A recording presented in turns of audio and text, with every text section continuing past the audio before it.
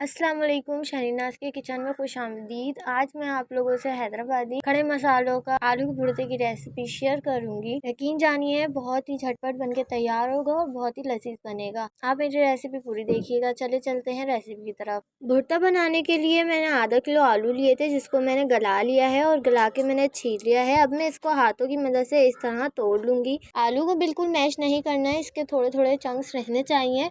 इतना ही हाथों से इसको तोड़ना है। अब इसके अंदर मैं खुश्क मसाले ऐड कर दूंगी। इसमें मैंने 1 चमचा नमक डाला है, 1/4 चमचा मैंने काली मिर्च डाली है, 1 चमचा मैंने हल्दी डाली है, 1/4 चमचा मैंने गरम मसाला डाला है, आधा चमचा मैंने कुटी हुई मिर्चें डाली हैं, 2 चमचे मैंने इसमें कुटा हुआ धनिया डाला है। थोड़े से मैं इसमें पुदीने के पत्ते डालूंगी।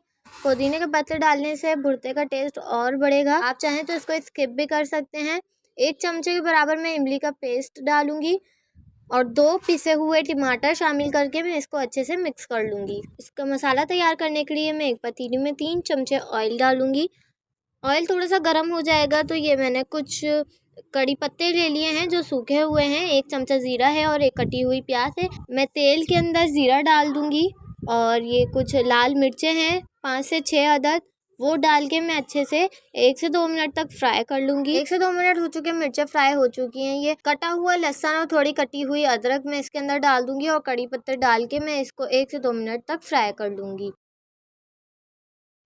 सारी चीज़ें फ्राई हो चुकी हैं। मैं इसके अंदर 1 अदद कटी हुई प्याज डाल दूँगी और प्याज डाल के मैं प्याज को कच्चा पक्का ही फ्राई कर लूँगी।